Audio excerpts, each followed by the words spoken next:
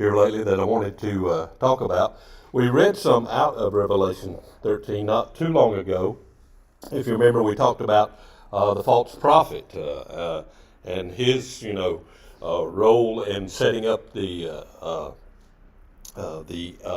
beast kingdom with the mark of the beast and those type things, and we'll kind of maybe touch on that again tonight. But there's some other things I wanted to touch on first before we got to that, because like we said, everything that's going on in the world, it's sometimes, well, not sometimes, it's all the time. You have to really stay on task to stay engaged to find out what's going on, because it doesn't take but just a few minutes of listening to news, of looking at Facebook or whatever it is, and you're like overwhelmed. It's like, I was looking at some news just today, and I'm like, it one right after this story, just over the top stuff going on, and it's like, what's going on in the world? But anyway, when we look at the atmosphere, not the atmosphere, the conditions, let's just call it the conditions of society and culture leading up into the time of the return of Christ, we understand that most of what we're looking at in Revelation is like in that 7-year period, that final 70th week, 7-year period that we read about in the 9th chapter of Daniel. But, what is understood in all that is we have to make it up to that point. And, it's not like we're going to just wake up one day and it's going to be like, here we go, everything just wham, this is the Antichrist kingdom. But things happen, much like what Christ talked about with his disciples when they asked about, he called it the beginning of sorrows, the beginning of birth pains. In other words, we understand that things will happen in greater, increasing intensity. And we seem to be, in a period of pretty increasing intensity right now. A whole lot's going on, and a lot of things happening, even behind the scenes, that a lot of times we don't understand or don't really take account of. I talked about one a few weeks ago, and I want to talk about it a little bit more tonight. That's why this, artificial intelligence. I talked about when that first, when Chat GPT, come on the scene, and it really kind of was taking the world by storm. And, and I thought when all that happened, I'm like, this is going to take root. It's going to go. And little did I realize and understand and know to the extent of what it would take hold. And, and in reality, looking back, we should always really kind of understand things that kind of come on the scene like that and, begin to proliferate throughout society and culture. They've been in the works for a while. It ain't like, once again, they didn't just wake up one week and say, hey, let's create this program and put it out there. No, that stuff had been going on for years. I was listening to some guy talk on that the other day, and he was talking about a paper written in 1957 or 58, I think, on artificial intelligence by, some famous college. And it's like they've been studying that a while. But how these things fit in with what we're going to be looking at and how we can not identify but better recognize this beast system. We're not, trying to identify who the Antichrist is. That's, we're going to figure that out without fail at a certain point in history.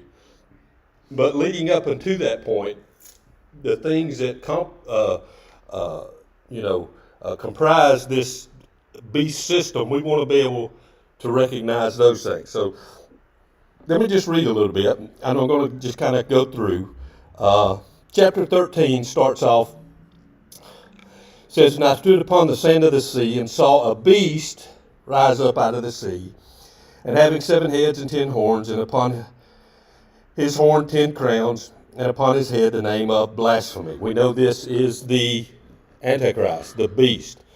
But also understand, we have a beast person, and we have a beast system, a government, an order of business, however you want to describe it. Those are one and the same. There's a person that will be identified as the beast, but he is also at the head of this world government, this system that he seeks to bring the world under. And so when we see here, we look standing up upon the sand of the sea. This is John talking, and he says he sees the beast rise up out of the sea. And that's kind of like, I've read what commentators have wrote and other teachers and this type of thing. I don't have no sense to figure these things out, but, they talk about how when you see something, the sea is kind of typifying the peoples of the world. In other words, it encompasses the peoples of the world. And what John is seeing here is this beast system is coming up from out of the greater world. When we see in just a little bit the false prophet, when we see him, it says he comes up out of the earth. In other words, and earth is more nation specific, more region specific, these types of things. But this guy is going to come on the scene, okay, and he's going to do awful things. And then, it goes through there and talks about, in verse 2, the things that we see in Daniel, okay. This is the same thing. When Daniel sees the idol there, Nebuchadnezzar, the gold, silver, brass, iron statue, when he later sees the beast made up of 4 different creatures, listen, this is all the same. They're all seeing the same thing. They're seeing this period of time that is going to be unlike any other. And you go on down, and it says, let's see, let me find it here. Let me get my word. Go down to verse 4. This is what I wanted to touch on. I want to just really dig right into this tonight. Look what it says. "And they worshipped the dragon, which gave power unto the beast, and they worshipped the beast, saying, Who is like unto the beast, who is able to make war with him?" And one thing, like I said, had this on my mind a little bit, because I've used these terms before. I've used them here lately. I've called some folks devil worshipers. I've used the term Luciferians, those that worship Satan. And, I need to specify and be specific about that, because in the Hollywood version of Christianity, okay, devil worshipers wear these black cloaks, sneak around at night, they got a goat or a baby, and they're back in the woods, and they're sacrificing with a big 5-pointed star on the ground. That's what, when we talk about devil worshipers, when we talk about Luciferians, that's what is conjured up in most people's mind. These people back, sneaking around, drinking blood, and stuff like that. But listen, what we need to understand, and I've studied about this for a while, and it's just absolutely amazing. And I couldn't believe it when I first, discovered this and began to read about it and to study on it. What the true Luciferian, the true Satan worshiper, really actually believes. And this is more prevalent than any of us would realize. More prevalent, because there are so many people that have been deceived. Most of the Luciferians have this convoluted idea, okay, that Satan is the hero of the Bible. They actually believe that. And the way that they sell this is that God is this overbearing, authoritarian, mean-spirited, selfish, self-centered, maniacal person that doesn't want anybody else to have any fun, and he only wants us to be his slaves. That's the way they portray it. But what happened is that one time Satan seen what God was doing to man, so he broke free and he snuck down to the garden. And he gave them knowledge and freed man from the bondage of... Listen, people actually believe this junk. People actually believe this. And so I want us to be understanding in specific what we say. When we go around and talk about devil worshippers and we talk about Luciferians, I'm not talking about the running around in the robe and sacrificing the goat kind. I'm talking about the people that are walking the halls of Congress, that are walking the hallways at 1600 Pennsylvania Avenue, that are walking the halls of the UN up there in New York City. They're walking the halls of all the major centers of government all over this world. And you see, ultimately, their God is man, because that's what they believe, that we are our own gods and this type of... And they believe this foolishness. Because why? Because it suits them and the vile, decrepit, immoral living that they want to do. And it offers them a reason, an excuse, because ultimately to them, that's what we were meant to do, is to consume ourselves in our passions and in our desires and to fulfill, to be happy and to be joyous and to have fun and to do whatever makes us happy. It's the people that Revelation talks about. They call them the earth dwellers. We've talked about them. So let us be clear in this. Because when Revelation talks about this, okay, don't get caught up and say, how can somebody worship the dragon, the devil, Satan? How can somebody worship Satan? They must be one of those baby sacrificing, blood drinking, hillbillies that run around back in the woods. No, they wear nice, fine clothes. They've got fine jewelry on. They went to the best schools. They drive nice vehicles. You wouldn't know it by looking at them. But they're cold-blooded, Luciferian devil worshippers. That's what Revelation is talking about here. This is the battle that is coming for you and I. This is the battle that we face, even today. I don't know if you've noticed or not, but people who truly believe the Bible are kind of getting close to being in the bullseye. I mean, folks don't really like us too much no more. They're tired of our thoughts and prayers, as they put it. Okay? All these bad things happening in the world, they're our fault. We're the reason. If we wasn't so narrow-minded, if we didn't talk about sin and repentance, and nobody would get their feelings hurt and everybody'd be all right. And so you see, we're moving more and more into a time when this is not so far-fetched as we might think, that people will worship the devil. And that's what Revelation says. That's what it says is going on. They worshiped the dragon, Satan, which gave power unto the beast, the Antichrist. And they worshiped the beast, the Antichrist himself, saying, who is like unto the beast, who is able to make war with him.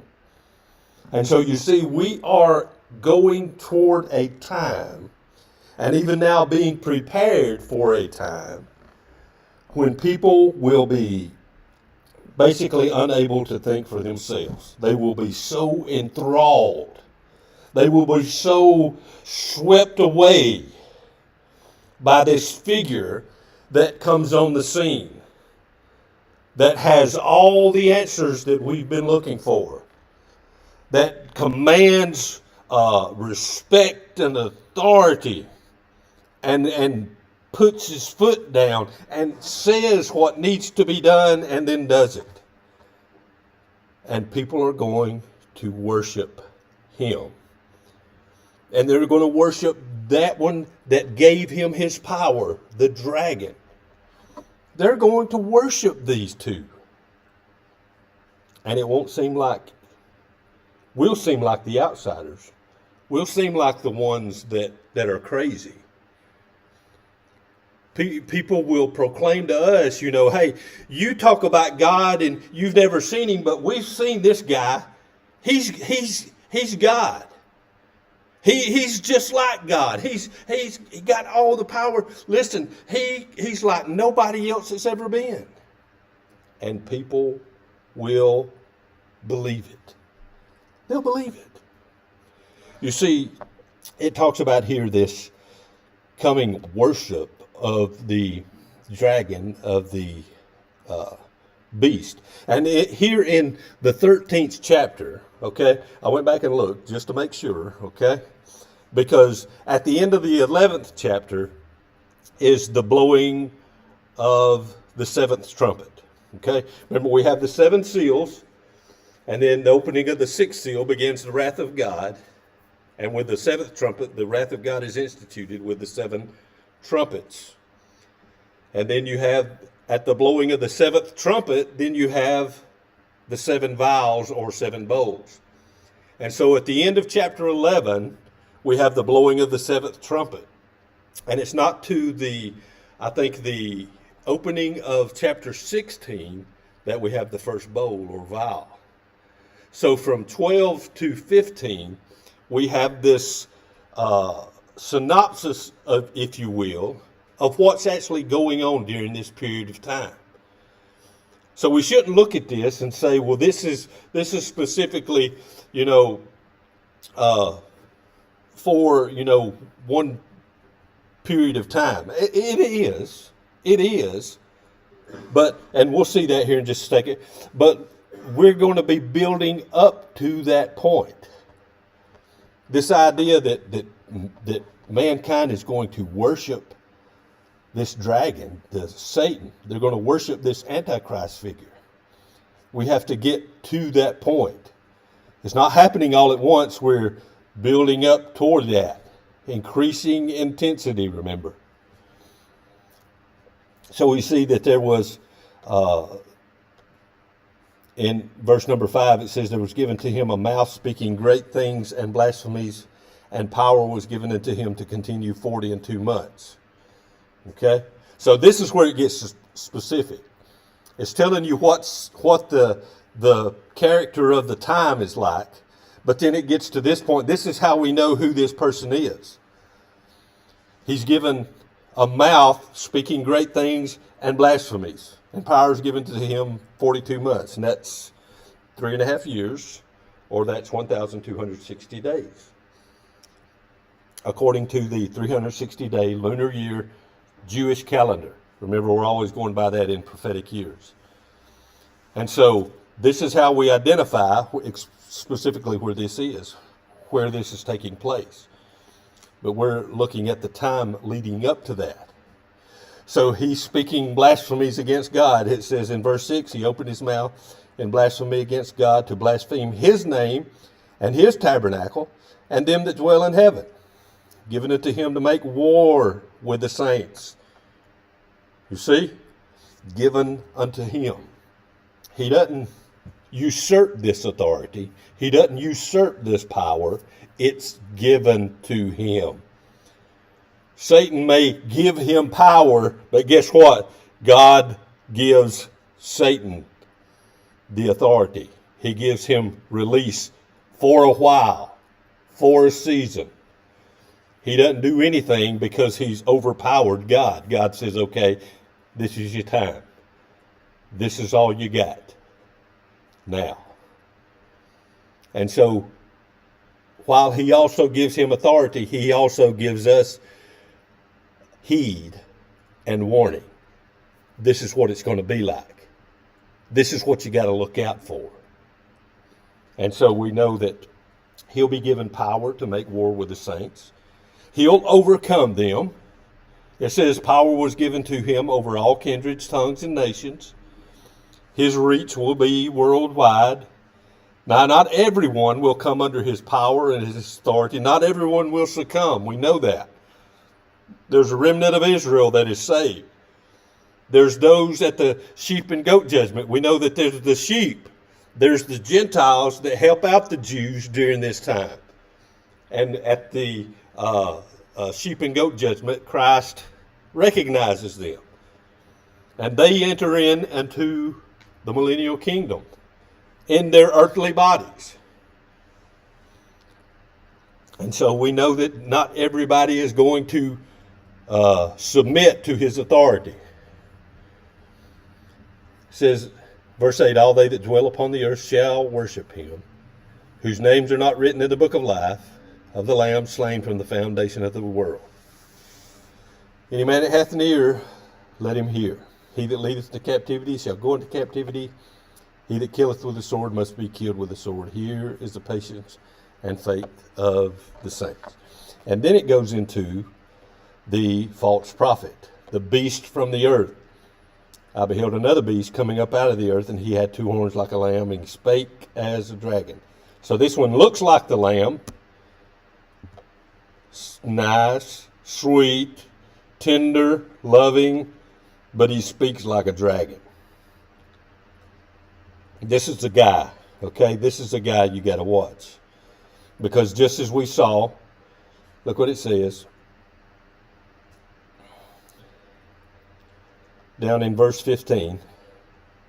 And he had power, this is the false prophet, he had power to give life unto the image of the beast. Okay?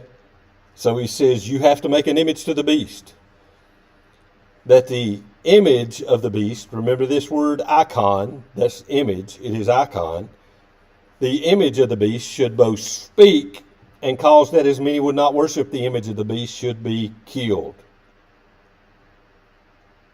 And he causeth all, both small and great, rich and poor, free and bond, to receive a mark in their right hand or in their foreheads. And that no man might what? Buy or sell. Notice that. Don't overlook how, listen, there's so much about commerce, about buying and selling, about economics that is intertwined in the Antichrist kingdom. It's not just, like we said, blood drinking, baby sacrificing, devil worshippers. It's about banks. It's about supermarkets. It's about bonds. And it's about your bank accounts and this type of thing. There's so much of finance tied up in this because why? Because this person says, if you don't worship this person, this beast that has proclaimed himself to be God, if you don't worship the Antichrist, I'm going to put this mark on you. If you don't take this mark, you can't buy or you can't sell. You can't participate in commerce. Save he that had the mark, or the name of the beast, number of his name. Okay? And so the only way that can be accomplished is if there is some type of surveillance that the false prophet can institute, give life unto the icon, so that if anybody's not worshiping the beast, the icon says, hey, they're not doing what they should be doing. And this is where what we've been talking about, artificial intelligence coming in. Listen, folks, this is a snowball going down a hill. It is. I didn't realize it at the time, but it is. Because even now, I got the articles pulled up here. I ain't got time to get into them, but just very briefly. When you got people like Elon Musk, you've got, noted professors. You got this Harari dude that's a pagan himself from the World Economic Forum. They're calling for a 6-month moratorium. They said, maybe we're moving too fast. But the thing about that is while maybe they're right, And maybe the genie is out of the bottle, but it's out now. And do you think, say, Russia or China is going to say, "Hey, you guys are right. Let's back off of this a little bit and just make sure, No. Do you think that cat over in North Korea is going to say, "Oh, yeah, let's all sit down and figure out what?" No. And so, therefore, you needn't to expect any. They may tell you that they are, but they're not. And this is going full speed ahead. And I'm here to tell you, it's like a bunch of 5-year-old boys in a NASCAR workshop that found the key to the race car.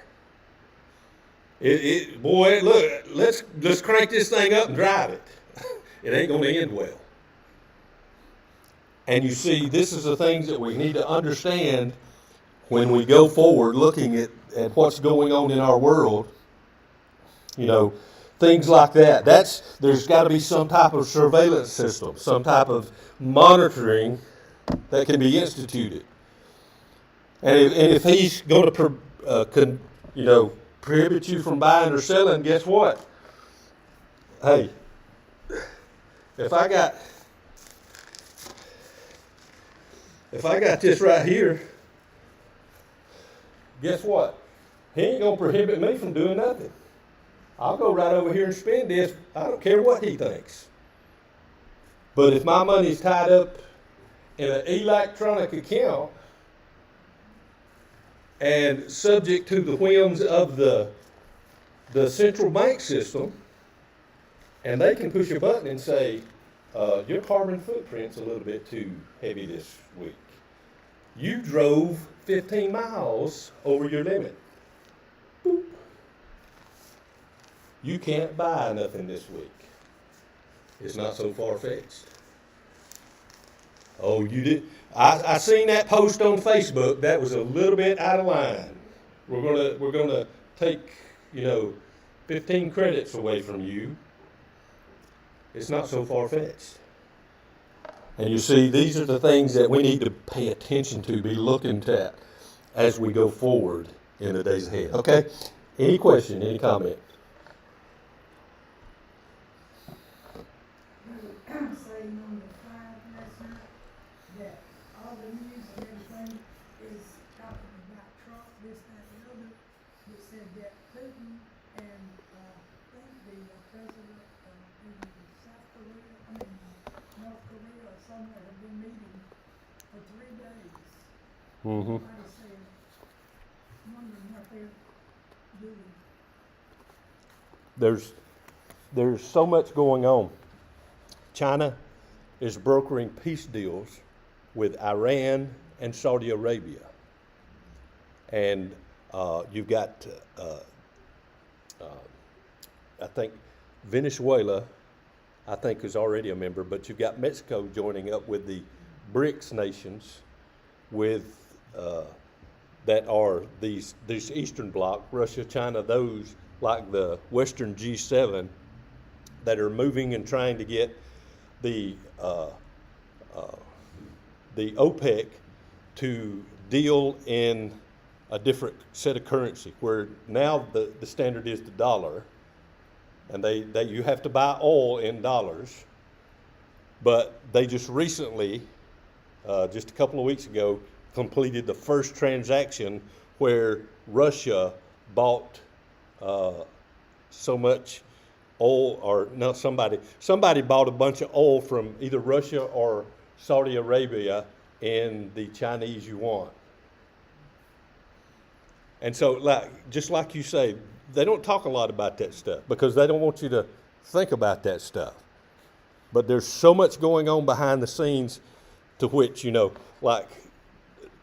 Trump is like it's like one of those pinwheels, you hold up here for the kids to watch, it's smoke and mirrors, exactly.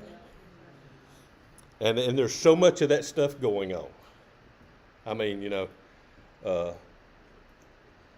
There's just all kind of eye candy around to keep people, placated, you know, and I'm just as guilty as anybody, you know. I watch baseball, I watch football, I keep up with that stuff. I seen the drag show at the Country Music Awards the other night. I know what that's all about. I know what's going on. I know what they're doing. So,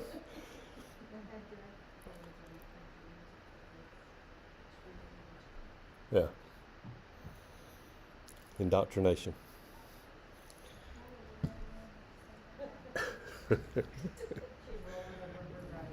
Yeah, I'll dismiss us. Lord, thank you for this day and for all your blessings. Lead us, guide us, direct us, and everything, Lord, that we'll just go forward for you, being a light to our lost and a dying world. Lord, to be a light to our family, to our friends, our loved ones. In everything we do, lift up the name of Jesus to a lost and a dying world.